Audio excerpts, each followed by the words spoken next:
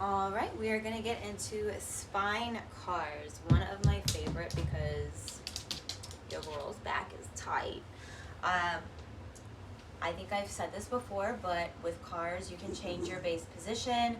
I'm going to demonstrate in a seated position, but you can definitely stand up and do the exact same thing. Yes? So, there's a few arm varieties you can have here. I personally like to just make fists and keep everything nice and tight towards the center here.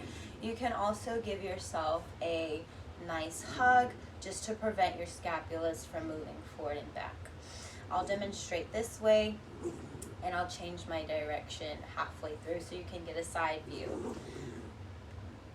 Charles.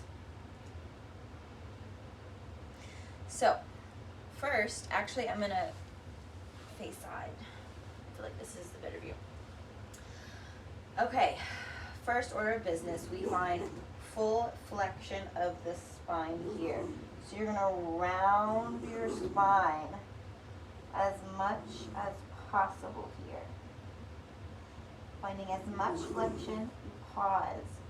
From here, we rotate the spine over to the right. From here, dip the right shoulder back. You come into extension. Rotate, dip the left shoulder back. And then you're back where you started. I'm going to do the next rep and add some important cues here. So, here we go. Rounding the spine as much as possible. I'm really tucking my tailbone under so that I can also find some flexion in my lower spine. We reverse each rep. So here we twist over to the right.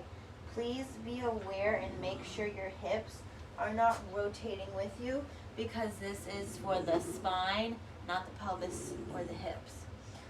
Rotate over towards the left. Dip your left shoulder back.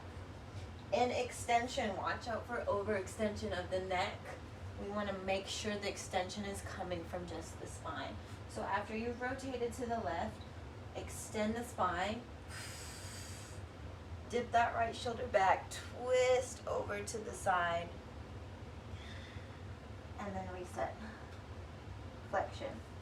I'm going to face the front view, just to change. So, giving yourself a nice tight hug, or you can keep arms here. Once again, we find full spine flexion. We rotate, pull the spine over to the right, dip the right shoulder back, coming into extension. Left shoulder dips back, and then we round forward into flexion. Changing my arms just because that's how I feel. Going to the left, rounding forward, flexion, twisting to the left, dipping that left shoulder back, extending,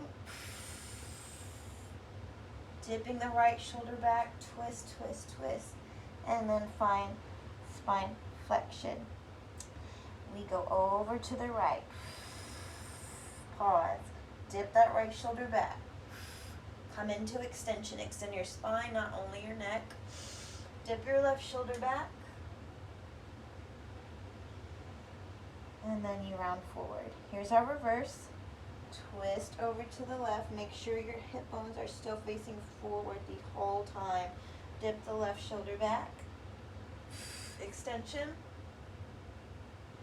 Twist over to the right. Dip that right shoulder back. And then you have flexion.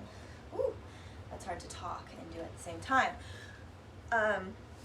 Some of the biggest compensations with the spine movement is you will want to rotate your hips in the direction your spine rotates. Try not to do that. I always say these are my headlights and I want them to face forward the whole entire time, especially in rotation, so that we can separate pelvis and spine. In extension here, watch out for overextension of the neck. Try to keep your chin close to your chest